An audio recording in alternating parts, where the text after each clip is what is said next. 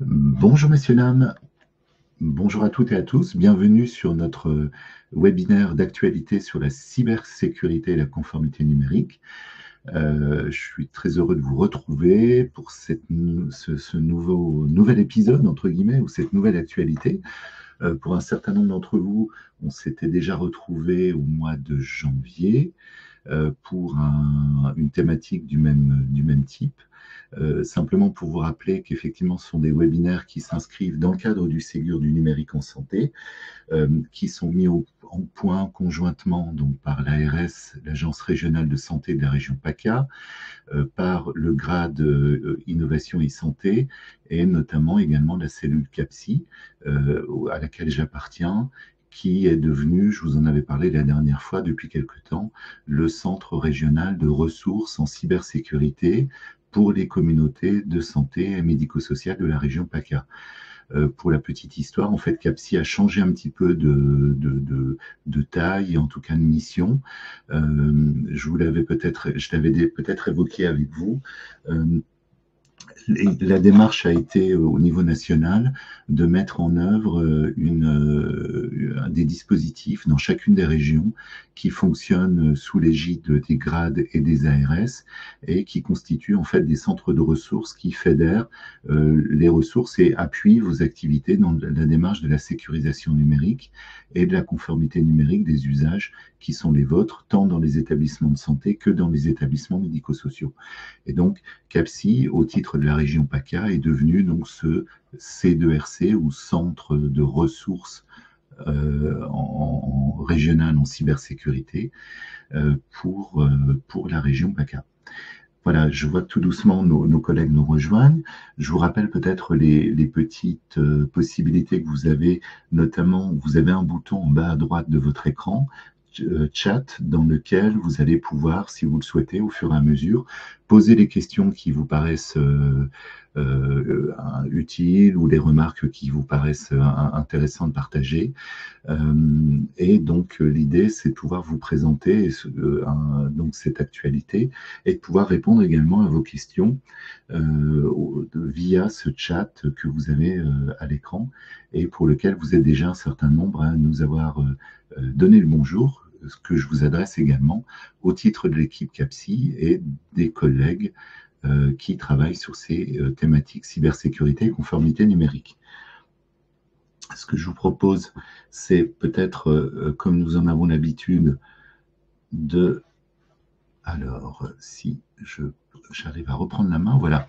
Juste pour vous resituer donc ce webinaire, hein, j'expliquais qu'il s'inscrit dans une démarche qu'on a initiée en 2023, conjointement avec l'ARS et le GRADE, qui nous permet de nous retrouver sur des thèmes d'actualité.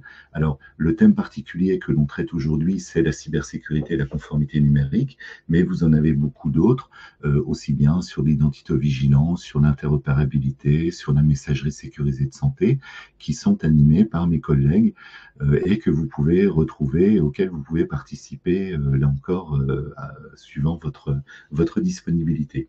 Je vous ai fait apparaître à l'écran les webinaires qui traitaient spécifiquement de la thématique sécurité numérique et conformité.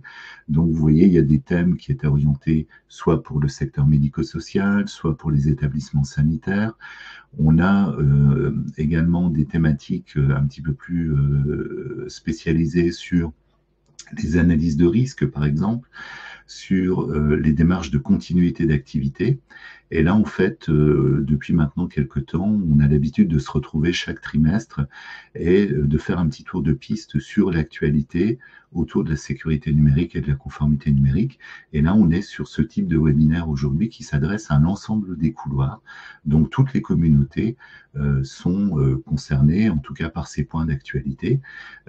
Et là encore, n'hésitez pas, si vous avez des thématiques à poser des questions, dans la mesure du possible, je tenterai d'y répondre en direct ou éventuellement en différé si il est nécessaire pour moi de me réassurer auprès d'un certain nombre d'acteurs pour pouvoir vous répondre de manière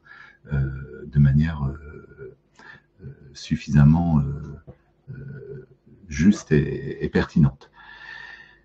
Voilà donc un petit peu ces thématiques. Je vous propose peut-être qu'on aborde finalement les différents points euh, qu'on a d'actualité autour de la cybersécurité, hein, qui est un domaine de toute façon très très riche. Là encore, ça n'a pas vocation à être exhaustif. Je me permets peut-être à travers ce petit webinaire de mettre le projecteur sur quelques éléments qui me paraissent intéressants et qui peuvent soutenir un petit peu vos réflexions et vos travaux dans le cadre de la sécurité des usages numériques de vos établissements, là encore que vous soyez dans les communautés sanitaires, médico-sociales, structures de coordination ou praticiens libéraux. Là encore, c'est des informations qui devraient vous intéresser, vous concerner en tout cas. Donc les réglementations, le programme CARE dont on a l'habitude de vous donner un petit point d'actualité, un petit focus rapide aussi sur les derniers points de conformité numérique, notamment pour tout ce qui est protection de données, et puis pouvoir répondre. Là, on essaiera de se donner un peu de temps, un quart d'heure, une demi-heure, pour pouvoir répondre aux questions que vous pourrez poser au fur et à mesure dans le cadre du chat qui est accessible, je vous le rappelle, en bas à droite de votre écran. Alors, sur l'actualité de la cybersécurité, là encore, c'est pas forcément un élément nouveau, mais on assiste à un renforcement de la cybersécurité en santé. On l'a déjà vécu sur le plan national avec notamment les programmes qui ont été mis en œuvre, et notamment le programme CARE, sur lequel je reviendrai, mais dont vous avez déjà connaissance et qui est là pour soutenir un petit peu le virage numérique des établissements sanitaires jusque 2027, avec un certain nombre de domaines qui sont financés et sur lesquels vous allez pouvoir obtenir du soutien et des financements pour vos activités. Alors, ce qui est intéressant, j'avais ressorti une démarche dans le cadre européen, portée par la Commission européenne, dans le cadre d'une publication qui a eu lieu fin janvier, avec la création d'un centre pan-européen de cybersécurité. Alors, en France, on a l'ENSI, qui est l'Agence nationale de sécurité des systèmes d'information, qui, du coup, a vocation à déterminer un petit peu la doctrine et la feuille de route de sécurisation des usages numériques, tous secteurs confondus, santé ou autres. On a après effectivement des instances sectorielles.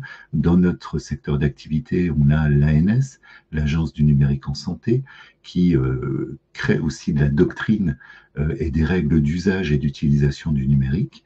Là, ce qui est intéressant, c'est que sur le plan européen, vous avez déjà l'équivalent de l'ENSI, mais pour le compte de l'Europe, qui s'appelle l'ENISA, et qui finalement, dans le cas de l'ENISA, qui est l'ENSI européen finalement, vous avez un centre qui va être créé avec une vocation particulière et dédié au domaine hospitalier, avec l'ambition de pouvoir fournir des services, de l'accompagnement, des outils, des formations destinées aux hôpitaux, mais également aux prestataires de soins de santé.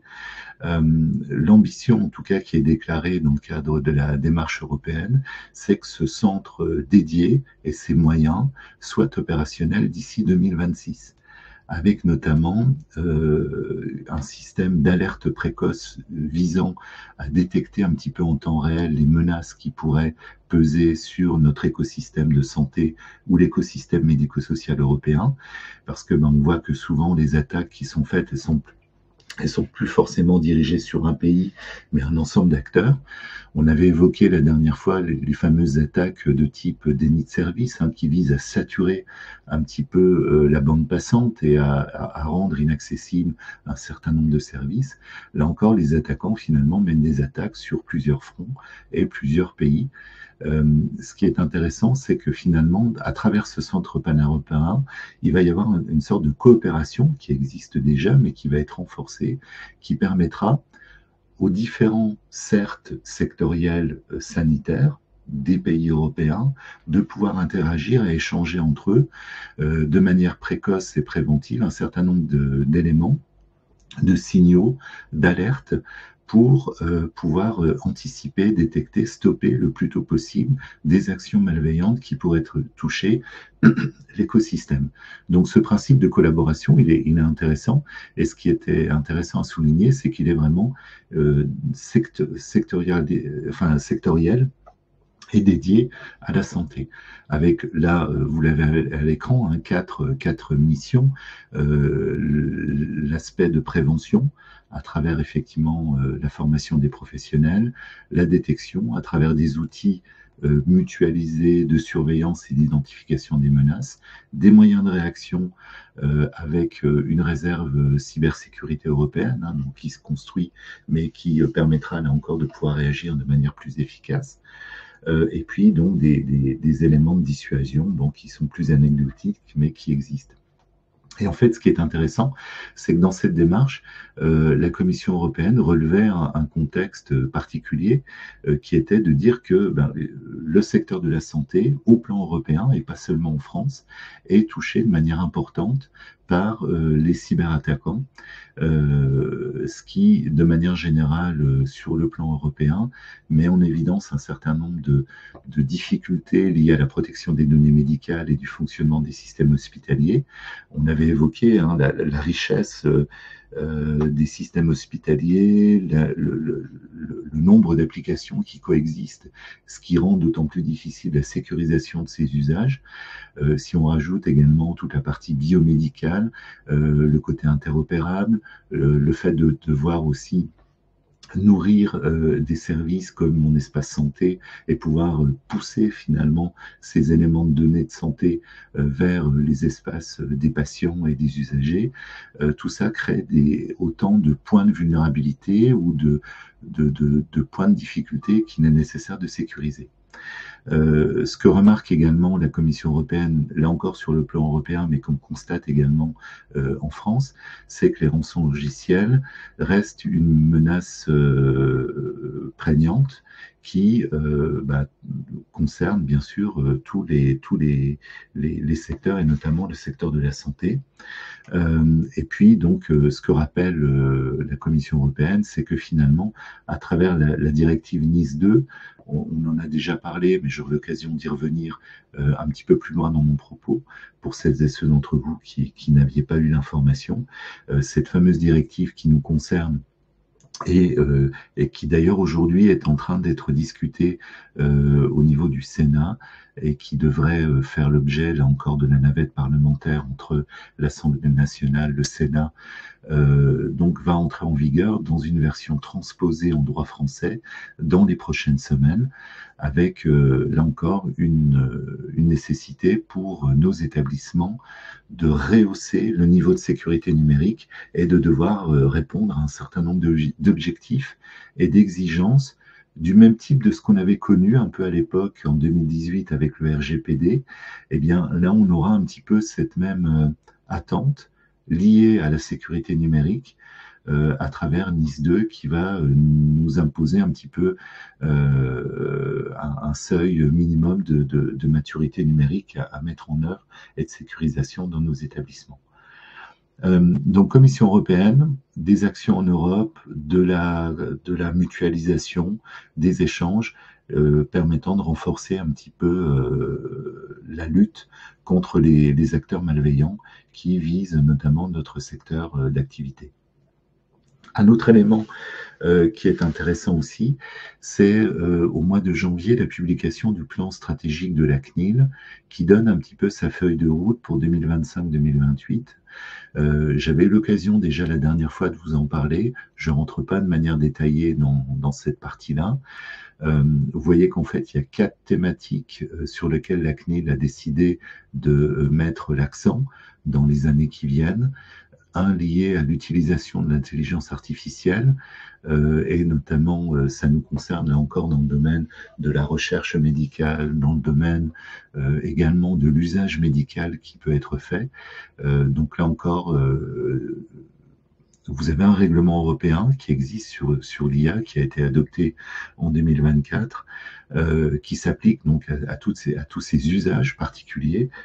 Et là encore, la CNIL prévoit d'avoir des contrôles, du soutien également particulier sur ce domaine.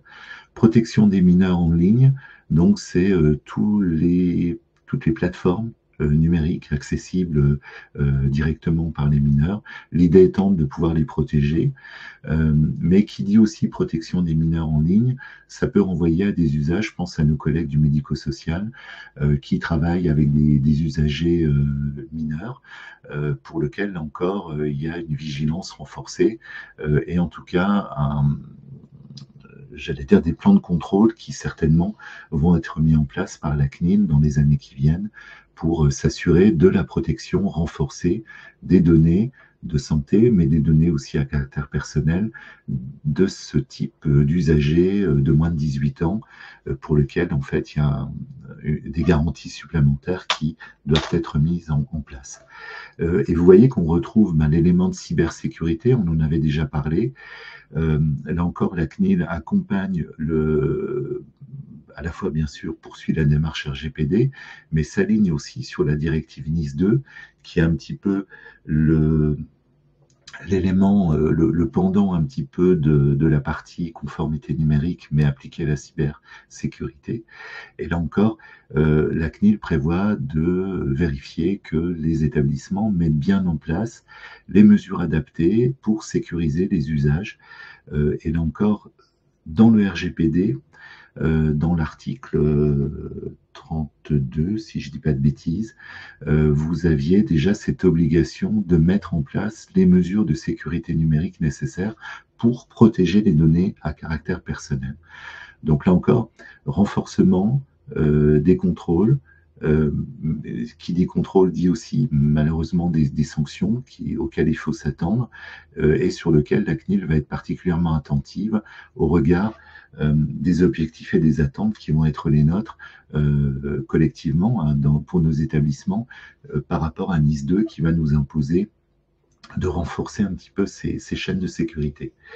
Et enfin, l'usage du numérique au quotidien, avec le foisonnement d'applications de toutes sortes, la mise en connexion de plus en plus d'appareils, que ce soit votre téléviseur ou un certain nombre d'objets que vous avez dans votre quotidien professionnel ou personnel. Là encore, l'idée, c'est de s'assurer que on a quelque chose qui est conforme aux règles de protection des données et qui n'est pas là pour j'allais dire suivre de manière immodérée finalement votre vie privée, etc. Donc l'approche générale qui est proposée par la CNIL, ou en tout cas qu'elle affiche dans le cadre de ce plan stratégique qui a été publié fin janvier, c'est une augmentation du nombre de contrôles et d'audits. Donc là encore, il y a des renforcements du nombre d'auditeurs et d'agents de la CNIL pour pouvoir mener à bien ces contrôles. Et ce que l'on voyait tout à l'heure avec la mise en place du Centre pan-européen de cybersécurité, vous l'avez déjà depuis 2018 avec des coopérations qui existent entre les différentes CNIL européennes. Chacune d'entre elles collabore. Et notamment, comme vous avez des contrôles qui sont réalisés, il est maintenant courant de voir des contrôles qui sont mis en place par plusieurs, entre guillemets, CNIL nationales, entre, par exemple, la CNIL allemande, la CNIL espagnole, française, etc., pour pouvoir mener à bien des opérations de contrôle et de vérification. Voilà sur cette partie-là. Un autre élément peut-être que je voulais partager avec vous aussi, c'est un retour d'expérience suite à la cyberattaque qui avait eu lieu sur le CH de Cannes. Retour d'expérience qui a été réalisé sous l'angle de réponse à incident par le CERT Santé. Donc le CERT Santé, c'est finalement dans notre domaine d'activité un petit peu la caserne de cyberpompiers nationale que nous avons et qui intervient pour pouvoir accompagner les établissements et les aider dans le fait de pouvoir juguler un incident numérique.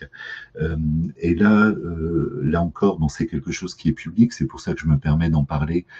Ça figure sur le site du CERT Santé, qui reprend un petit peu comment comment le centre hospitalier Simone Veil de Cannes a fait face à une attaque par rançongiciel qui date maintenant bientôt un an. C'était au mois d'avril 2024, et comment finalement, par l'action à la fois des équipes en interne, hein, qui étaient les premières sur le feu numérique et qui ont réussi à contenir cet incendie et éviter qu'il se propage. Et là, ça a été vraiment assez remarquable de leur part, à la fois dans les réflexes qui ont été mis en place, à la fois sur les équipes techniques, à la fois aussi sur la gouvernance de l'établissement. Et là, je ne veux pas parler à leur place parce qu'ils sont pas présents, mais pour celles et ceux d'entre vous qui étiez peut-être présents à la journée régionale du mois de novembre dernier, on avait eu l'occasion d'avoir un retour d'expérience de la part de la direction des systèmes d'information de Cannes, qui nous avait expliqué un petit peu à la fois les impacts métiers qu'il y avait eu et toute l'activité qui avait eu lieu pour à la fois réagir à l'incendie numérique, reconstruire et redémarrer au plus vite les activités essentielles. Donc là, peut-être juste vous donner quelques éléments sur ce que nous redit le CERT Santé, qui était intervenu aux côtés des équipes du CH Simone Veil de Cannes pour pouvoir les aider, les épauler et être présent finalement sur la résolution de l'incident numérique qui avait eu lieu donc le 15 avril. Pour contextualiser, on est sur un centre hospitalier qui est le deuxième hôpital du groupement hospitalier des Alpes-Maritimes, un peu plus de 2000 salariés, à peu près 800 lits et places d'hospitalisation. L'origine de la crise, sans rentrer dans les détails, hein, c'est pas l'objet, c'est une intrusion sur le SI via un compte qui a été compromis et usurpé par un attaquant. Une fois que l'attaquant s'est installé sur le système d'information, il essaie très vite d'élever ses privilèges, c'est-à-dire de devenir une sorte de super administrateur. En partant d'un compte qui avait déjà quelques accès, il va essayer finalement de pivoter et de pouvoir obtenir des privilèges plus hauts qui lui permettent de devenir entre guillemets le roi du pétrole. Et une fois qu'il a mis ça en place, il va déployer une charge malveillante par ce qu'on appelle une GPO. C'est une sorte de programme automatique qui permet de faire une mise à jour coordonnée. Donc ça, c'est des outils qu'on utilise couramment et que vous avez certainement l'habitude d'utiliser pour pouvoir mettre à jour un certain nombre de profils sur des flottes d'équipements. Là, finalement, le malveillant va utiliser cet utilitaire légitime pour pousser des réglages, des profils malveillants. L'idée étant de pouvoir impacter, de pouvoir propager son épidémie numérique sur un maximum de postes. Et puis, un certain nombre d'éléments sur lesquels on revient et sur lesquels le CERT explique les éléments. Les impacts, ça a été finalement un isolement et une coupure des flux réseau. On voit que là encore, par la réaction rapide des équipes sur place, hein, qui étaient là les premières, et donc à la fois les équipes de l'établissement, mais aussi le renfort des équipes du GHT support. En l'occurrence, ce sont nos collègues de Nice, hein, qui étaient aux côtés de nos collègues cannois, et qui ont pu justement limiter, faire en sorte que le chiffrement, hein, puisque le but de l'attaquant, c'est de rendre illisibles et inaccessibles les données et de pouvoir les prendre en otage et de demander une rançon, en fait, c'est limité à seulement 15% des postes du parc installés. Avec, là encore, c'est le deuxième effet, malheureusement, de ce genre d'attaque, c'est la volonté de la part de l'attaquant de pouvoir exfiltrer, prendre en otage et pouvoir récupérer un certain nombre de données. Vous avez ici, je ne rentre pas plus dans les détails, la chronologie qui nous a été redonnée par le CERT Santé suite à l'analyse qu'ils ont pu réaliser, parce que là encore, aux côtés des équipes, ils ont pu finalement retrouver un petit peu les traces de l'attaque. Et un petit peu comme pour un incendie où les pompiers vont rechercher l'origine du feu, là encore, vous avez dans le domaine numérique des équipes dites de forensique qui finalement vont essayer de remonter la trace de l'attaque pour voir quel a été, entre guillemets, le patient zéro, ou en tout cas l'élément de point d'entrée, quel est entre guillemets, le combustible qui a été utilisé, quel est le type d'incendie numérique qui a donné lieu, et quels ont été les dégâts. Donc vous voyez qu'en fait, la connexion via un compte compromis a été faite initialement le 15 avril en fin de journée, 19h30, où là l'attaquant commence à utiliser, et de manière avérée, un compte qui a été compromis et qui réutilise, qui lui permet d'accéder à une partie du système d'information. Et jusqu'à à peu près 2 heures du matin, il va tenter de faire cette élévation de privilège, c'est-à-dire de pouvoir obtenir des droits supplémentaires qui lui permettent de prendre possession et de devenir un petit peu le maître d'un certain nombre de secteurs. Et à partir de là, il va pouvoir déclencher une première tentative de chiffrement sur un périmètre dont il a pu se rendre maître au moyen d'un outil, le CERT et les équipes l'ont su un peu plus tard, d'un groupe d'attaquants qui utilisent des outils, notamment c'était un outil de type Logbit, qui est un groupe d'attaquants qui a été démantelé en grande partie depuis, mais là encore c'est des outils clés en main et qui sont j'allais dire un petit peu franchisés et utilisés par des groupes d'attaquants qui vont utiliser cette boîte à outils pour pouvoir mener l'attaque. Et vous voyez qu'en fait, à travers l'action qui a été réalisée, de vouloir propager finalement le chiffrement et de pouvoir propager un petit peu des installations vers des postes, à travers notamment la partie GPO, les outils de détection de l'établissement ont remonté à 6h30 des activités malveillantes, donc ce qui a permis là encore de pouvoir stopper un petit peu dans l'œuf ce début de chiffrement, et de pouvoir le limiter à 15% du parc, avec là encore une partie de compromission de l'imagerie médicale, et en tout cas ce qui a pu remonter, c'est alors bien sûr une demande de rançon, et puis une suspicion qui s'est avérée véritable d'exfiltration d'un certain nombre de données sur lequel l'attaquant avait pu prendre pied. Donc, les mesures de confinement qui ont été mises en œuvre par l'établissement, là encore, le réflexe a été vraiment très bon, c'est les coupures de l'ensemble des flux réseau, internes, externes, donc une sorte de cyber-confinement de l'établissement pour éviter que ça se propage, les sauvegardes qui ont été déconnectées physiquement du système d'information, l'isolement des serveurs AD, donc qui est un petit peu le cœur pour pouvoir gérer les accès sur l'ensemble des actifs numériques. Donc là, c'est les actions techniques que le CERT Santé nous rappelle. Pour l'avoir, moi, vécu un petit peu en spectateur, j'étais pas directement acteur sur la crise, mais j'étais là en appui au titre de CAPSI auprès des équipes. Moi, je voulais souligner quand même le côté assez remarquable également de la gouvernance de l'établissement, qui très vite a mis en place une cellule de crise, qui a mis en place des modes dégradés pour pouvoir assurer la continuité d'activité.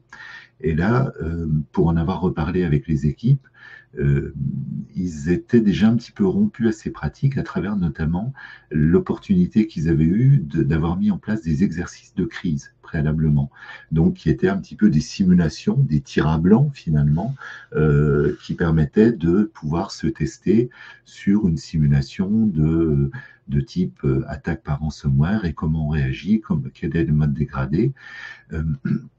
Et là-dessus, les réflexes ont été vraiment efficaces. Et là encore, ça a permis grandement de réduire l'impact et de contingenter un petit peu l'attaque qui était en cours.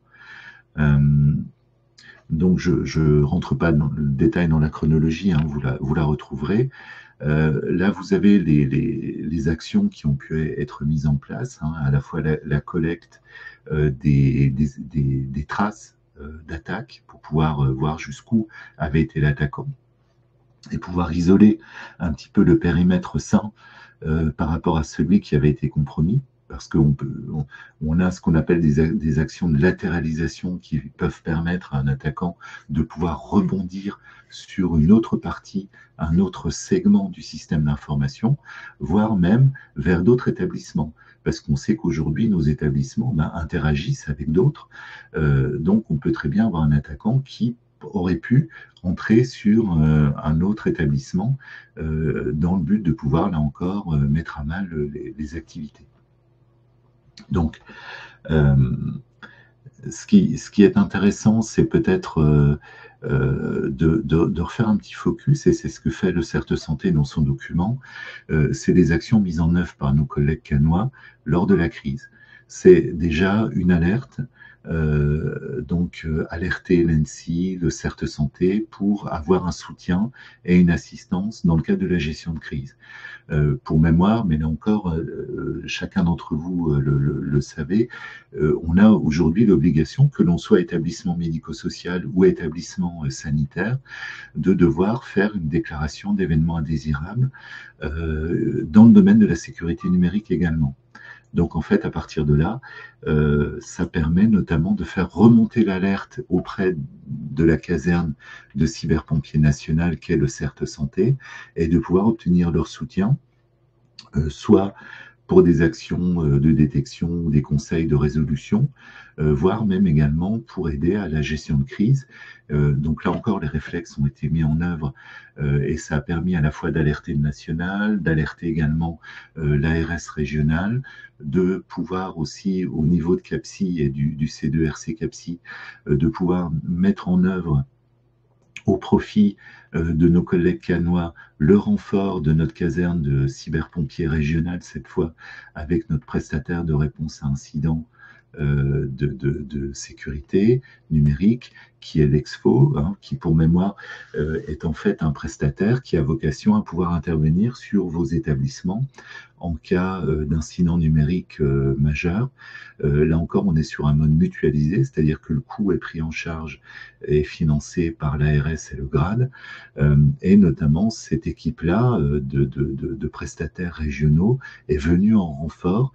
Et ce qui est intéressant, c'est que ça nous a permis de tester, là encore, de manière réelle et efficace, la collaboration entre le CERT Santé, qui pilotait, coordonnait les actions de remédiation en coordination, bien sûr, avec nos collègues cannois, le GHT Support, mais également notre prestataire de réponse à incidents régional, l'Exfo. Et ce qui est intéressant, c'est que chacun avait une partie des tâches à réaliser. Ça permettait de gagner du temps dans les investigations et de démultiplier finalement la force de frappe. Donc on s'est aperçu que c'était aussi un système efficace et qui permettait là encore de pouvoir démultiplier les efforts et de pouvoir répondre de manière efficace et rapide à ce genre de choses. L'autre réflexe et les actions mises en œuvre, c'est la coupure des flux réseau, avec tout de suite la volonté de vouloir empêcher la propagation de l'attaque et de pouvoir stopper finalement l'attaquant dans la pièce dans laquelle, entre guillemets, la pièce numérique dans laquelle il se trouvait. La sécurisation des sauvegardes qui avaient été déconnectées physiquement du système d'information et vérifier post-crise aussi pour s'assurer qu'elles n'avaient pas été touchées ou éventuellement qu'il n'y avait pas une bombe incendiaire, entre guillemets, qui était en attente dans le cas de ces sauvegardes et qui aurait pu redéclarer un feu numérique une fois qu'on les avait installés. À la suite de cette crise aussi, il y a eu le renforcement du système d'information, puisque c'est aussi les retours d'expérience dont ont tiré parti nos collègues. Ils ont fait un gros travail aussi sur leur AD, avec leurs prestataires, notamment avec lesquels ils travaillaient, où ils ont pu renforcer de manière encore plus importante la sécurisation, la segmentation de leur Active Directory. Donc c'est Annuaire finalement qui gère un peu tous les accès aux applicatifs. La mise en place de la double authentification pour les comptes à privilèges qui permettent finalement d'accéder à un certain nombre d'éléments critiques. La mise en place de règles de détection spécifiques et toute une série d'autres actions de durcissement finalement. Les principaux axes d'accès du CERT Santé, ça a été l'accompagnement à la remédiation et au pilotage, donc pilotage de la crise, coordination, puisque là, du coup, c'est vraiment le CERT Santé qui est le pilote et qui va donner le go à l'établissement du redémarrage en disant, OK, on est à peu près sûr que toutes les braises numériques sont éteintes, et on peut à nouveau sécuriser et redémarrer. Alors tout ça se fait bien sûr de concert et en lien avec à la fois la direction de l'établissement, avec la RS régionale, pour faire en sorte qu'on puisse assurer au plus vite la continuité des soins et reprendre une activité nominale. Et puis donc le fameux partage sur lequel je voulais faire un petit focus aujourd'hui, parce qu'il est intéressant et ça permet de voir un peu quel est le type d'action que le CERT Santé peut nous apporter. Moyennant cette crise qu'ont connue nos collègues cannois, le bilan de l'accompagnement durant la crise, il est plutôt positif parce que l'attaquant, effectivement, a réussi à s'introduire sur le système d'information. Il est parvenu à élever ses privilèges, mais en fait, il a été retenu, contingenté, limité dans son attaque à seulement 15% des postes de travail. Et là encore, hein, c'est vraiment le travail collectif et en premier lieu, le travail des équipes en interne qui ont eu les premiers gestes, les bonnes postures pour pouvoir réduire, mettre en place et avoir les premiers réflexes pour contenir un petit peu cette attaque. Alors l'exfiltration de données qui était suspectée, effectivement, depuis, elle a été avérée, hein, et du coup, il y a une partie de données, d'anciennes données, qui ont été malheureusement exfiltrées et mises à disposition sur le dark web. Les points à retenir que nous souligne le CERT Santé, c'est la déconnexion rapide des sauvegardes de système, l'isolation des serveurs AD qui ont permis de limiter les dommages. Là encore, on aura l'occasion, on parlera tout à l'heure de CARE, vous avez des domaines de financement qui permettent de travailler. Là, c'était sur les domaines liés justement au durcissement, au renforcement, à la sécurisation des Active Directory sur le domaine 1.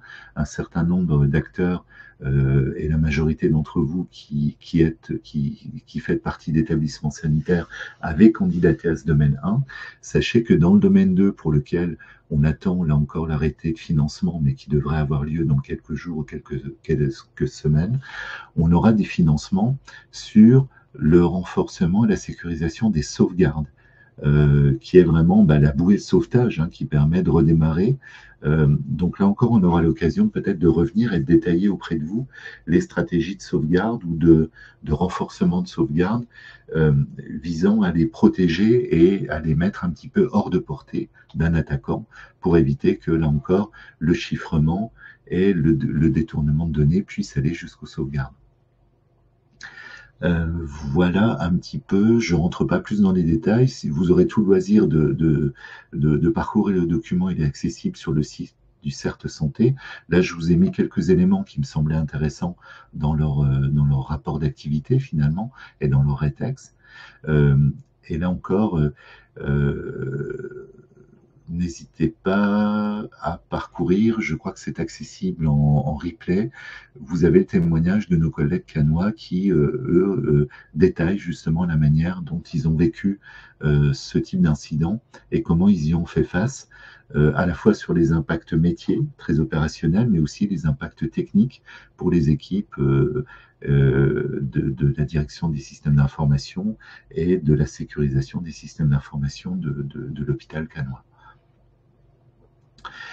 Un autre élément que je voulais peut-être mettre en évidence ou mettre sous vos yeux, mais vous, là encore, la majorité d'entre vous l'avez certainement identifié, c'est une instruction ministérielle qui a été publiée fin janvier, le 22 janvier 2025, et qui provient du ministère, des ministères sociaux, et qui traite d'une instruction relative à l'obligation pour nos établissements de mettre en œuvre des actions dites urgentes et prioritaires pour sécuriser les systèmes d'information dans nos établissements sanitaires.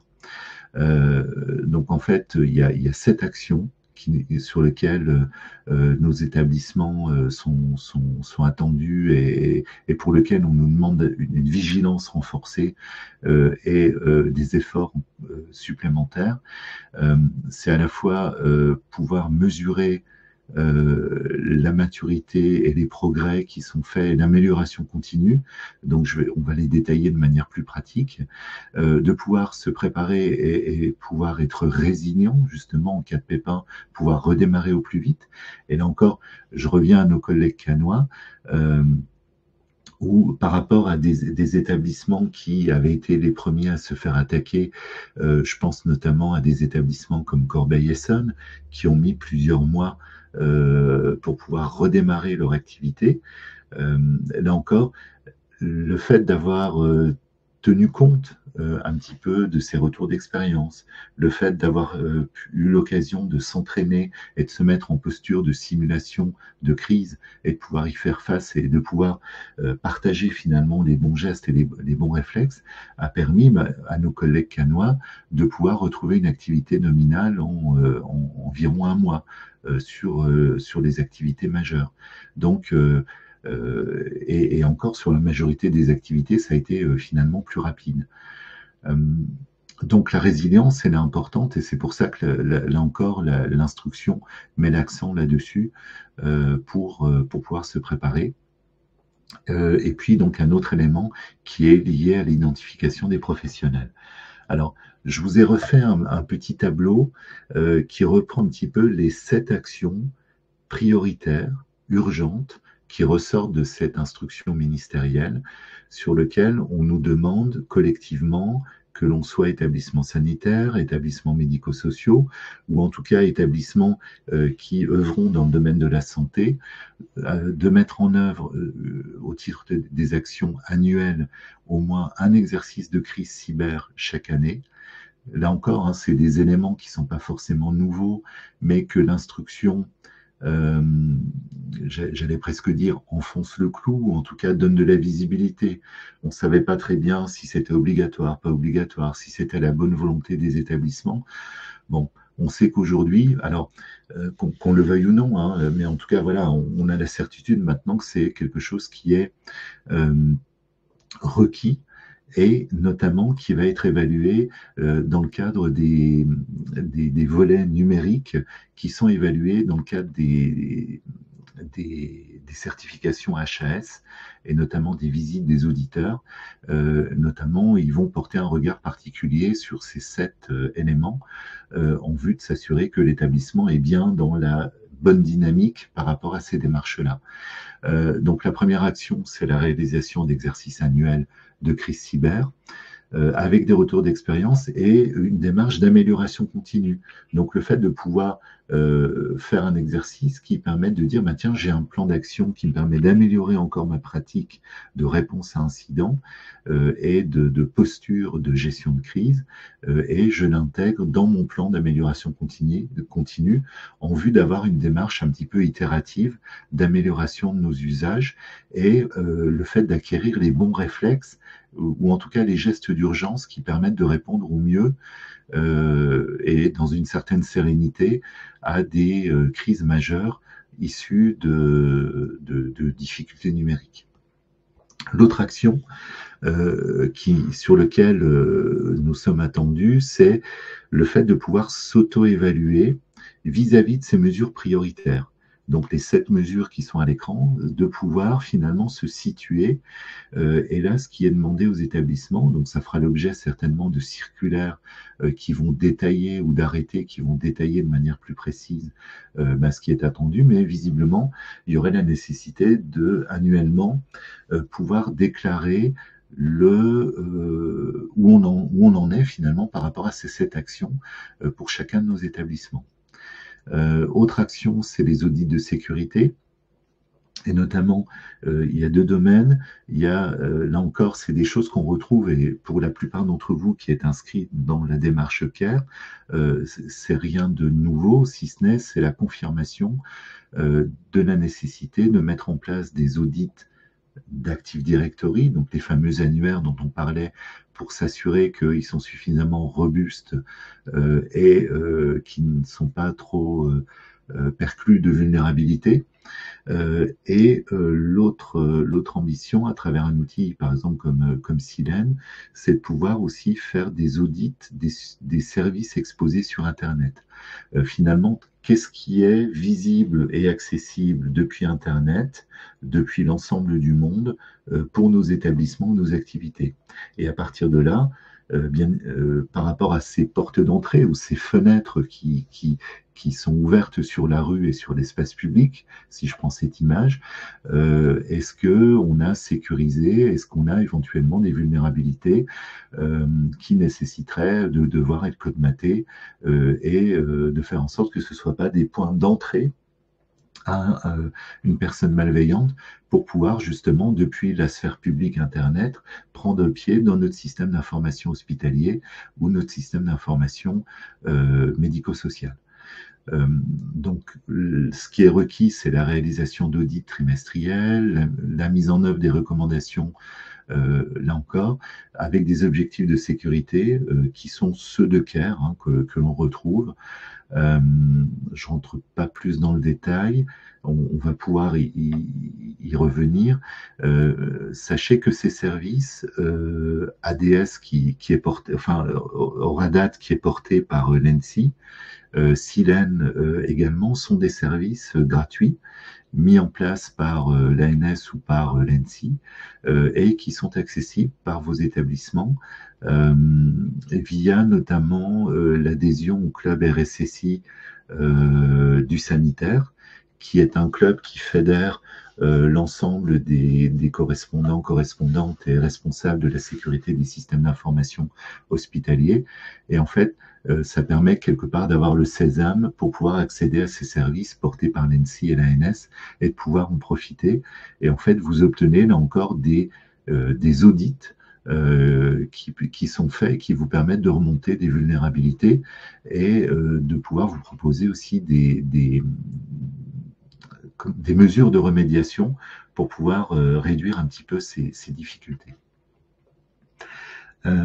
L'autre élément, l'autre action sur laquelle il y a une activité dite prioritaire, c'est la nécessité pour chacun d'entre nous et chacun de nos établissements de devoir formaliser un plan de continuité et un plan de reprise d'activité.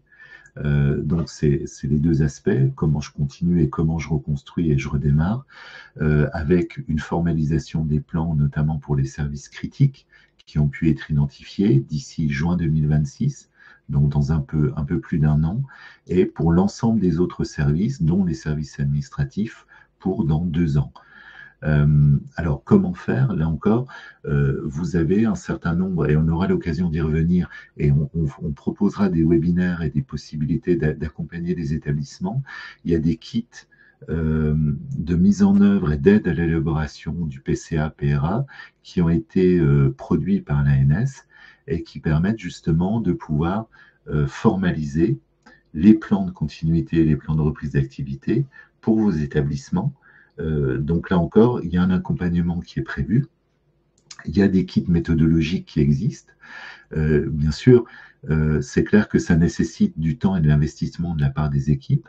Alors, ce qui est intéressant, c'est que sur ce genre d'activité, on peut mettre autour de la table, et même si ce n'est pas l'objet aujourd'hui, je me permets d'en parler un petit peu, sur la partie plan de continuité et plan de reprise d'activité, l'idée, c'est de mettre autour de la table l'ensemble des métiers pour qu'ils puissent exprimer leurs attentes en termes de continuité, leurs besoins en termes de services essentiels, etc. Ça permet peut-être d'éviter que ce soit un travail solitaire, et ça ne doit surtout pas être un travail solitaire uniquement dédié aux collègues des systèmes d'information, mais c'est l'occasion de mettre autour de la table les responsables métiers, les responsables qualité, les responsables liés à la gouvernance, et de pouvoir phosphorer, travailler ensemble sur ces PCA, PRA, à travers les kits méthodologiques qui sont proposés par l'ANS et qui, là encore, sont accessibles directement sur le site. Mais on aura l'occasion, dans les semaines et les mois qui viennent, de proposer des webinaires particuliers pour vous présenter ces kits qui existent pour le sanitaire et dont une version a été faite, a été testée et va être publiée pour le domaine médico-social, qui permet aussi de pouvoir mettre en place ce genre de choses. L'autre élément d'action 5 qui est attendu pour les établissements, c'est de pouvoir intégrer le risque cyber dans la gestion des risques systémiques de l'établissement, de faire en sorte que le risque numérique, le risque de cybersécurité, y soit inclus dans la démarche globale, systémique, l'approche de gestion des risques, la cartographie des risques génériques de l'établissement, et que du coup, il soit inscrit dans la démarche d'amélioration continue et dans le plan d'assurance qualité de l'établissement, avec notamment un plan d'action et des actions correctives qui permettent de s'assurer que on est dans une démarche itérative, où on élargit le cercle de la sécurisation et on monte les marches les unes derrière les autres pour pouvoir sécuriser un petit peu et pouvoir appréhender de manière permanente ces risques numériques. Donc, on peut s'attendre que, en tout cas, ces instructions ministérielles qui sont là vont alimenter aussi le plan de contrôle des auditeurs de la HAS quand ils vont venir visiter nos établissements. Il y a fort à parier qu'en plus des contrôles qui existaient sur le volet numérique et qui existent maintenant depuis un peu plus d'1 an et demi, eh bien en fait on va avoir un accent particulier qui sera remis pour s'assurer que eh bien, dans la cartographie des risques, on a bien sur les risques systémiques aussi le risque numérique qui apparaît clairement et qui est pris en compte par la gouvernance et qui n'est plus et ne doit plus être uniquement le problème du RSSI ou du DSI, mais bien un problème de gouvernance d'établissement au sens large. L'action 6, ça renvoie directement au référentiel d'identification électronique sécurisée, donc toutes les problématiques d'identitovigilance, d'identification substantielle. On peut penser à HospiConnect, on peut penser à la carte CPS, ProSanté Connect, etc. En fait, c'est tout ce package avec notamment des référentiels qui existent maintenant et qui sont opposables depuis quelques années puisqu'ils figurent dans le Code de la santé publique. Je pense notamment à un référentiel qui nous attend pour le 1er janvier 2026, qui est le référentiel d'identification substantielle, pour lequel nous sommes censés collectivement être au rendez-vous de cette identification renforcée pour dans quelques mois maintenant. Alors, on est sur un dispositif qui est en train d'être testé, notamment via HospiConnect, et on imagine qu'en tout cas, il y aura certainement un assouplissement du planning parce que la date du 1er janvier 2026 semble, j'allais dire, inatteignable, ou en tout cas complexe à atteindre de manière concrète. L'action numéro 7, et c'est la dernière, c'est le fait de pouvoir aussi calculer et mettre en évidence la part du budget de l'établissement consacré au numérique. Donc, c'est être en capacité de pouvoir calculer, déclarer de manière annuelle quel est le montant de notre budget d'établissement, notre budget de structure consacré au numérique et le nombre d'équivalents temps plein dédiés à la cybersécurité. Donc là encore, c'est des remontées annuelles qui vont être faites par les établissements sur la plateforme nationale auprès du ministère. Voilà. Je vous ai indiqué ces 7 actions. Vous les retrouvez dans le slide. Alors, je ne vais pas forcément les détailler pas à pas, mais je vous ai remis là un extrait de l'instruction où vous retrouvez l'action 1. Vous voyez qu'en fait, on a tout le détail de la modalité de mise en œuvre. J'avais essayé, moi, dans cette version, de vous faire quelque chose d'un peu édulcoré et résumé, en rajoutant notamment la notion d'échéance. Est-ce que c'est annuel, trimestriel, permanent, etc. Mais vous retrouvez tout le détail de chacune des actions à cet endroit. Donc, je ne rentre pas dans le détail de cette partie-là.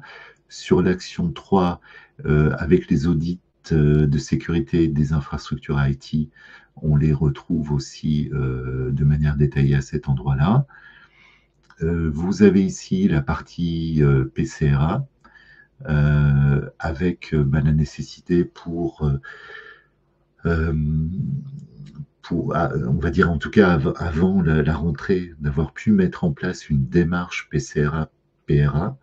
Donc c'est pour ça qu'on va proposer des webinaires régionaux qui vous permettront de prendre connaissance un petit peu des kits et de pouvoir commencer peut-être à phosphorer et puis à désigner un petit peu la comitologie qui pourrait exister au sein de votre établissement. Alors vous n'êtes pas tenu, hein, bien sûr, pour juin 2025, d'avoir mis en place ce PCRA. Simplement, ce qui est demandé, c'est qu'il y ait un petit peu une mise en marche et un début de réflexion sur, eh bien, à partir de là, comment on va pouvoir initier les travaux du PCRA en vue notamment de juin 2026, pour dans un an et plus, avoir déjà un premier PCRA sur les services critiques. Alors en l'occurrence, urgence, chirurgie, pharmacie, imagerie, etc., etc. Mais là encore, c'est des choses qu'on aura l'occasion de détailler. Voilà, les référentiels d'identification, d'authentification, je reviens pas dessus, vous les avez là, vous avez une note d'information plus détaillée. Mais si vous avez des questions, bien évidemment, je pourrais y répondre. N'hésitez pas, là encore, à poser vos questions dans le cadre du chat, si vous voulez bien. Voilà un petit peu pour les points d'actualité. Je refais aussi peut-être un petit tour de piste. Alors, j'en suis désolé, je le répète à chaque fois, mais malheureusement, c'est des réglementations qui vont aussi nous concerner tous collectivement dans les prochaines semaines. C'est les textes européens, hein, donc les fameuses directives et puis un règlement européen sur la cyber-résilience qui ont été mis en œuvre et qui sont en train d'être transposés, notamment, comme je vous disais aujourd'hui, à travers les travaux parlementaires qui ont lieu. La directive NIS 2, donc une sorte de RGPD appliquée à la cybersécurité. Je ne rentre pas plus dans les détails, on l'avait déjà abordé dans les webinaires précédents, je veux pas réinsister, mais en tout cas, c'est bien toujours de l'avoir en tête. On sait qu'aujourd'hui, la directive REC, qui était la directive comment dire, de résilience pour les entités critiques, va être transposée en même temps que la directive NIS 2. Donc notamment, c'est le renforcement d'un certain nombre de sécurités physiques aussi pour les secteurs concernés, comme le domaine de la santé.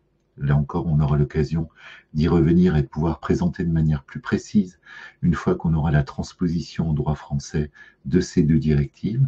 Et puis, le Cyber Resilience Act, l'intérêt, on l'avait vu la dernière fois quand on en avait parlé ensemble, c'est le fait que au moins ça va imposer aux fabricants l'obligation d'assurer des mises à jour de sécurité sur leurs produits, que ce soit des prestations intellectuelles ou des produits biomédicaux ou autres, pendant 5 ans après la mise en marché d'un produit connecté. Donc là encore, il y a des évolutions qui ont lieu, qui font malheureusement un certain nombre de domaines seront visiblement exclus de ces obligations-là, mais en tout cas, c'est un point de progrès, mais qui n'est pas non plus la panacée. NIS 2, hein, pour mémoire, je le redis à chaque fois, on avait déjà, il y a quelques années, une première version de NIS qui distinguait ce qu'on appelait les opérateurs de services essentiels des opérateurs d'importance vitaux. À partir de là, l'ANSSI, qui est l'Agence nationale de sécurité des systèmes d'information, avait déterminé une liste d'établissements qui étaient particulièrement critiques pour le bon fonctionnement de la société. Et bien évidemment, un certain nombre d'acteurs de santé étaient concernés par cette liste. Cette directive NIS avait donné lieu dans la région à la désignation, au niveau de notre région PACA, de seulement 6 établissements sanitaires qui étaient opérateurs de services essentiels. Aujourd'hui, NIS 2 parce que c'est la deuxième version de NIS, va avoir pour effet d'élargir le spectre au lieu de 6 établissements sanitaires, on va passer à 300, c'est-à-dire quasiment l'intégralité des établissements sanitaires, mais également la quasi-intégralité des établissements médico-sociaux, qui vont tomber sous la réglementation NIS 2 et donc devoir mettre en place un petit peu ces attentes de sécurisation et de montée en maturité. Donc, on distinguera dans le cas de NIS 2 non plus des OIV ou des OSE, mais des entités essentielles et des entités importantes. Donc là, je reprends le schéma, mais vous avez déjà en tête depuis un moment. Vous voyez qu'en fait, dès que on est au-delà de 50 équivalents temps plein, on devient, par le simple fait qu'on est dans le domaine de la santé, ou prestataire de santé, ou dans le domaine sanitaire et médico-social, on est une entité importante entre 50 et 250 employés, et au-delà de 250 collaborateurs, on devient une entité essentielle. Donc la majorité de nos établissements rejoignent en fait ces deux catégories bleues ou vertes, et en fait on aura très très peu d'établissements qui seront hors périmètre NIS 2. Donc on risque d'avoir un petit peu un champ de mise en conformité, un peu du même type de celui qu'on avait connu avec le RGPD en 2018, mais appliqué à la santé. Donc là encore, je reprends, mais je ne détaille pas de manière particulière, puisqu'on l'a déjà fait dans le cadre des précédents webinaires, c'est les différentes thématiques qui vont être attendues par des objectifs à atteindre par les établissements. Alors, vous voyez qu'on retrouve des convergences avec notamment l'instruction ministérielle de janvier dont je vous parlais il y a quelques minutes. Continuité d'activité, sauvegarde, PCA, gestion de crise, on est dedans. Donc les travaux sur lesquels vous bossez aujourd'hui, c'est des éléments aussi qui contribuent à l'atteinte de ces objectifs qui nous sont assignés dans le cadre de NIS 2. Donc, les indicateurs, les pratiques en matière de cyberhygiène, la sécurisation via l'authentification à plusieurs facteurs. Là encore, c'est tout un ensemble de mesures qui finalement nous permettent déjà de cocher des cases par avance sur NIS 2 et de pouvoir être au rendez-vous de cette nouvelle réglementation qui va nous concerner.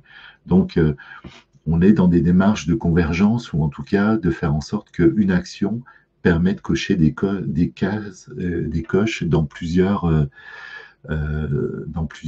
réglementations. Donc là encore, je remets un petit peu cette diapo-là pour dire sur le RGPD, c'était la CNIL qui était le régulateur national. Là, sur NIS 2, ce sera l'ENSI, donc l'Agence nationale de sécurité des systèmes d'information. Et on aura aussi, en tout cas dans le texte et dans la directive européenne et sa transposition, on aura aussi des sanctions qui seront prévues au même titre que le RGPD le prévoyait. Et ben, on a l'équivalent sur NIS 2. Voilà, donc transposition, elle était attendue beaucoup plus tôt. Là, du coup, on a beaucoup de retard sur la transposition en droit français. Je vous dis aujourd'hui 11 mars, elle est en cours de débat au Sénat, et donc elle devrait donner lieu à un texte définitif dans les quelques semaines.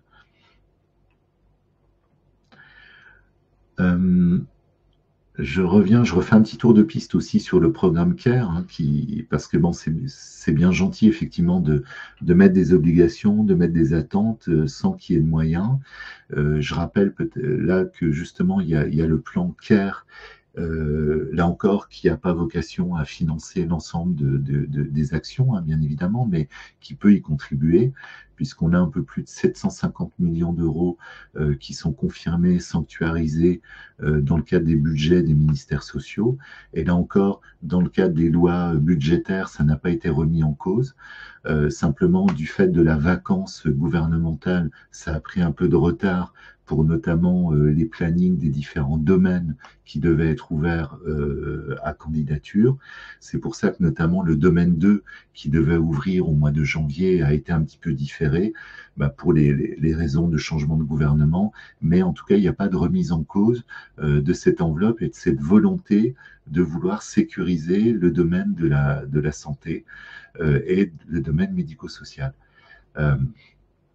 Donc, vous avez 4 grands axes, vous les avez à l'écran, avec notamment la sécurité opérationnelle qui avait donné lieu au premier domaine de financement, sur la sécurisation des annuaires techniques et l'analyse des vulnérabilités sur toute la partie exposée de vos systèmes d'information visibles et accessibles par Internet. Et là, le domaine 2 qui va ouvrir va concerner cette fois toute la partie continuité et reprise d'activité.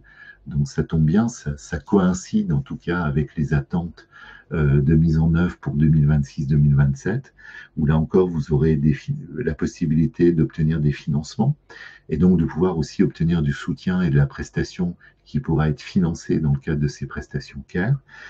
Et l'autre volet, ce sera également toute la partie sauvegarde.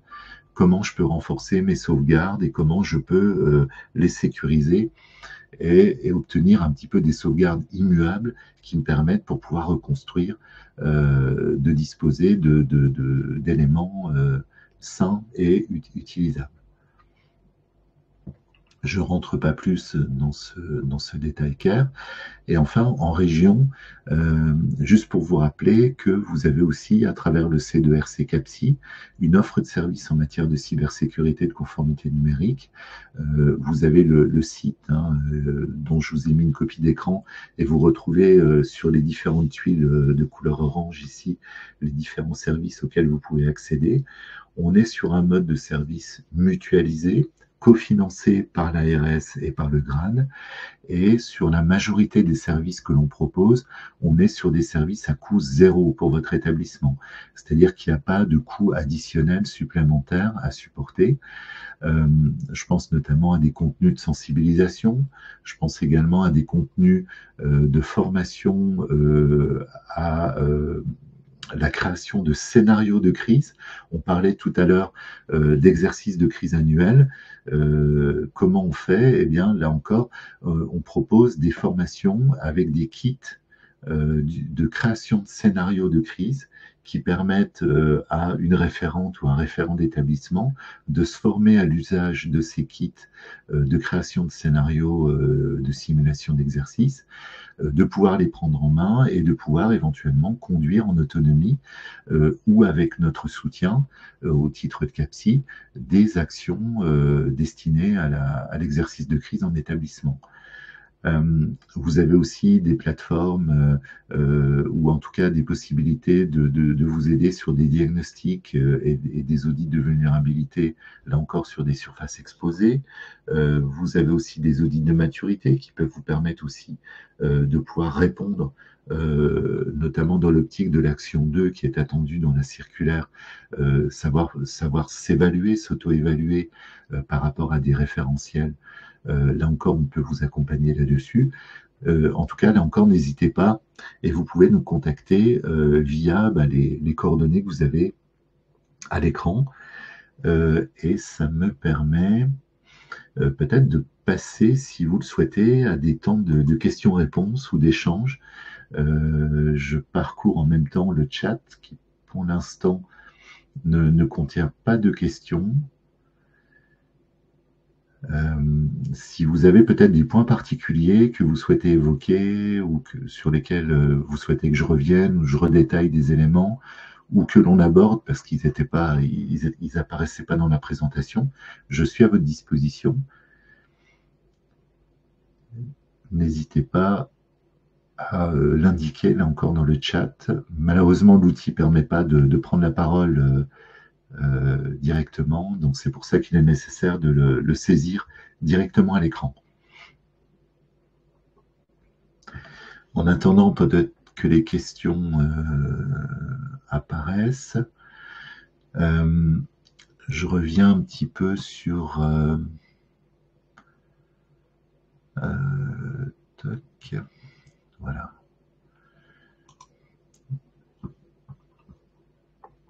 Je vais vous partager, vous montrer un petit peu, c'est l'occasion peut-être de vous montrer un petit peu le site CAPSI.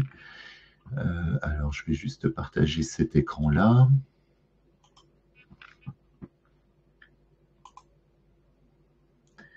Partager l'écran, hop.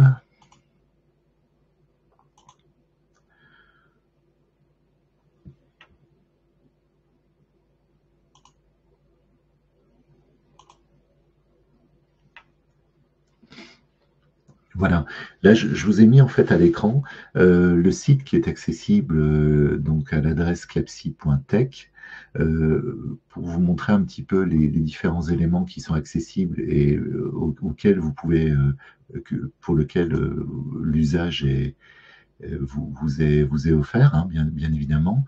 Vous avez toute une partie qui va concerner la prévention du risque numérique. Hop. Prévention du risque numérique, où là, vous avez toute une série d'outils de sensibilisation. Alors, vous voyez qu'en fait, au moyen ici de ces petites tuiles colorées, là, j'ai toute une plateforme de e-learning qui est accessible et qui vous permet, là encore, de pouvoir répondre à un objectif du programme CARE, qui est l'axe 3. Et là encore, vous avez la possibilité, si vous le souhaitez, de pouvoir mettre en place des quiz ludiques avec des banques de questions. Là encore, on a des outils qui sont utilisables dans le cadre de vos établissements en vue de pouvoir former, sensibiliser les collaborateurs, collaboratrices sous un format un petit peu ludique. On a des escape games, on a des visuels de sensibilisation que vous pouvez utiliser bien sûr librement. Vous avez des supports, je prends par exemple ces affiches ou ces écrans de veille. On a quelques établissements qui l'utilisent en fond d'écran ou qui l'utilisent en écran de veille. Je prends par exemple cet élément-là. Voilà, vous avez ce genre d'élément qui peut permettre de faire passer quelques messages auprès des collaborateurs, là encore dans un format un petit peu ludique, et de pouvoir, là encore, passer quelques messages. Hop, je reviens juste en arrière. Voilà. Un élément peut-être, je vais pas vous présenter l'ensemble du catalogue, mais je vous invite peut-être à parcourir le site. Un élément qui peut vous qui peut vous intéresser, c'est en cas de pépin, d'incident numérique. Quand vous allez sur notre site, vous avez le bandeau ici de menu et vous avez ici assistance à incident.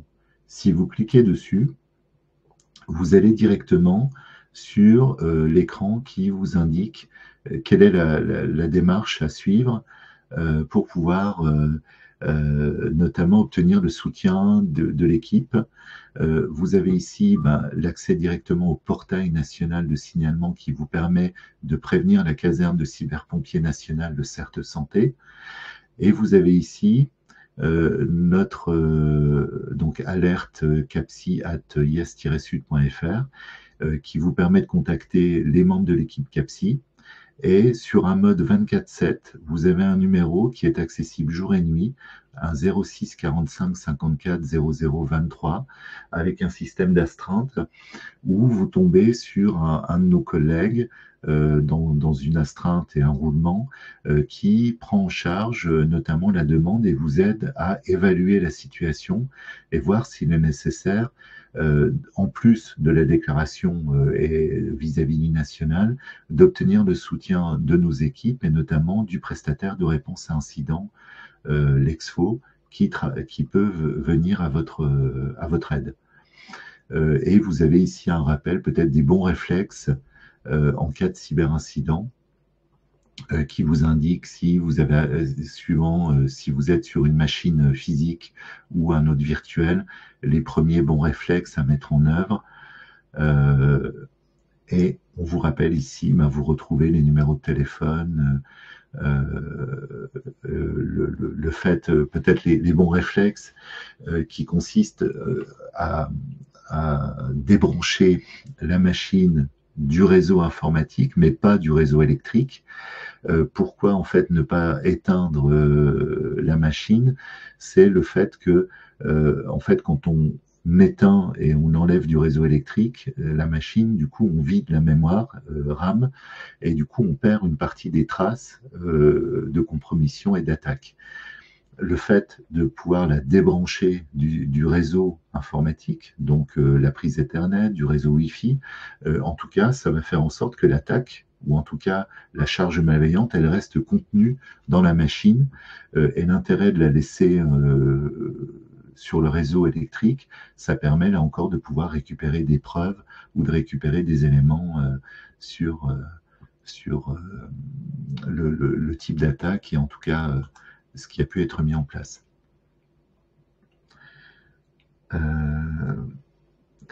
Alors, eh ben, voilà, j'ai une question. Merci beaucoup, Mila. Donc, bonjour, je navigue en même temps sur le site. Il est très bien fait. Merci, c'est gentil, pertinent. Merci pour cette ressource. Enfin, voilà, en tout cas, vraiment, n'hésitez pas à le parcourir. Hein. L'objet, c'est pas de faire de la pub sur tous les services, mais on est vraiment là pour vous. Et je vous dis, on est sur un modèle de toute façon mutualisé et financé par l'ARS et le GRAD. Donc là encore, n'ayez pas d'inquiétude, il n'y aura pas de coûts cachés, de coûts masqués, de facturation. On ne peut pas non plus vous proposer une panoplie de services que vous pourriez trouver auprès de prestataires qui facturent, mais sachez que sur la sensibilisation, sur les diagnostics, on a aussi un outil qui s'appelle Blueface. Là encore, hein, c'est pas quelque chose qu'on a inventé, c'est quelque chose qui est porté par un industriel et qui permet en fait d'avoir une sorte de... La plupart d'entre vous connaissez peut-être le service WeTransfer, vous savez, qui nous permet à titre personnel de déposer un document et de pouvoir le transférer parce que c'est un gros volume. Et ben en fait, c'est une sorte de WeTransfer sécurisé et comment dire, certifié HDS, donc hébergement de données de santé, où là, en fait, on est vraiment sur une sorte de coffre-fort privé qui est chiffré de bout en bout, qui est donc qu'on ne peut pas détourner et qui vous permet là encore de pouvoir échanger des données avec d'autres professionnels. Alors vous allez me dire, quel est l'intérêt par rapport à la MSS, la messagerie sécurisée de santé? L'intérêt principal, c'est qu'il vous permet de vous affranchir de la limitation de la MSS qui ne vous permet de travailler que avec des homologues qui ont du RPPS, hein, qui sont inscrits à RPPS ou RPPS+, donc des professionnels de santé ou des professionnels habilités.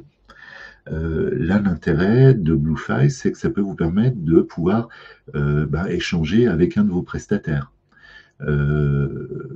L'autre intérêt également, c'est que ça vous permet de vous affranchir aussi des limites de taille de pièces jointes qui existent souvent sur les messageries.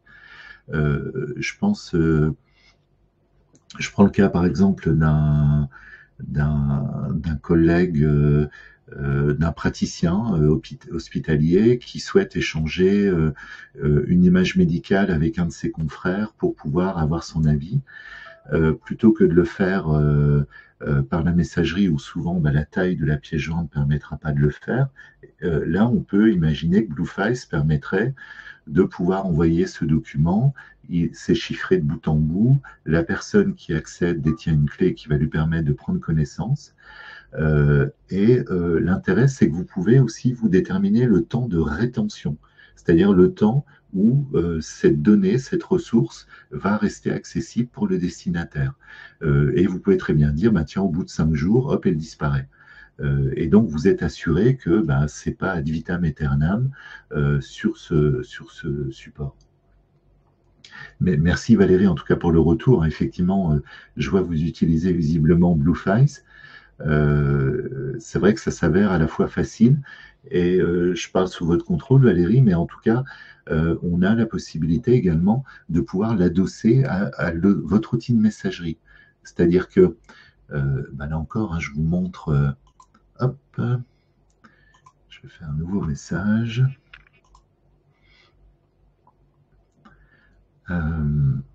Hop, j'ai cet onglet. Voilà, je ne sais pas si vous voyez peut-être, je vérifie juste à l'écran. Voilà, là vous avez ma messagerie hein, avec mon bandeau de signature et vous avez ici, alors je suis désolé, c'est un peu petit, excusez-moi, vous avez ici, bon, outre la signature, on s'en moque, ici page de dépôt sécurisée, c'est-à-dire que c'est un lien directement qui vous permet d'aller sur Bluefiles et qui permet à votre interlocuteur de dire, bah, tiens, je vais déposer à Thiriot un document. Et là, je vais vous montrer, en fait, quand je clique sur ce lien, hop, voilà, hop, voilà, je pense que ça apparaît correctement. Vous arrivez sur ma page de dépôt. Donc, vous voyez, en fait, c'est très simple. Ça permet, imaginons que vous voulez me déposer un document, et bien, en fait, vous saisissez votre adresse mail, on va m'indiquer que vous m'avez déposé un document, etc., etc., et je vais pouvoir aller le récupérer. Et donc, de la même manière, là encore, moi, je peux très bien aussi mettre un document sur mon espace et pouvoir vous envoyer le lien qui va vous permettre de récupérer finalement ces différentes données. Donc, là encore, on est sur un outil qui est comment dire, mutualisé et accessible par vos établissements au titre des services que l'on propose. Hop, je reviens là-dessus. Voilà. Alors, je vérifie peut-être si nous avons d'autres questions. On n'a pas d'autres questions. Je vois qu'on arrive tout doucement à la fin du temps que nous étions donné. Dans tous les cas, sachez que si vous avez des points particuliers, des accompagnements particuliers ou des souhaits de connaître un peu plus notre portefeuille de services, comment on peut vous accompagner dans tout ce parcours de sécurisation, n'hésitez pas à nous contacter à l'adresse que vous avez à l'écran et on pourra bien évidemment répondre de manière plus précise à vos besoins, vos attentes. On peut vous rencontrer au sein de vos établissements, on peut vous accompagner et travailler à quatre mains avec vous sur les différents travaux que vous avez en lien avec la sécurité numérique. Pour vous donner une idée, au sein de l'équipe CAPSI, du C2RC, on a à la fois des profils orientés sécurité numérique, donc des ingénieurs en cybersécurité. On a également des juristes qui sont spécialistes de toutes les questions de conformité, de gestion des contrats. On parle souvent aussi des relations avec les sous-traitants et notamment avec nos prestataires. Ça peut être là encore intéressant, dans le cadre de vos contrats de prestation que vous avez, de pouvoir intégrer, notamment dans les logiques de continuité d'activité, des clauses contractuelles qui permettent de garantir un temps de réaction minimum ou maximum de la part de vos prestataires qui sont un peu critiques pour pouvoir finalement intervenir pour rétablir un service, rétablir un service critique en lien avec le numérique. Donc là encore, sur ces aspects-là, on a au sein de l'équipe des collègues juristes qui peuvent vous aider et vous donner quelques conseils par rapport à ces éléments. Voilà. Eh bien, écoutez, si vous n'avez pas d'autres questions, je vous propose de clôturer 5 minutes plus tôt. Ça permettra à chacune et chacun d'entre nous de pouvoir prendre un petit café, une petite pause avant les prochains rendez-vous. Et en tout cas, je vous remercie beaucoup pour votre présence. Et surtout, je reste à votre disposition, ainsi que mes collègues du C2RC CAPSI, pour pouvoir vous accompagner. Et n'oubliez pas, on est là pour vous. Donc, n'hésitez pas à nous contacter. Merci beaucoup, Mina. Merci également à chacune et chacun d'entre vous. Je vous souhaite une excellente fin de journée et je vous dis à très bientôt. Merci Arnaud. Au revoir, Mina. Au revoir, Jérôme.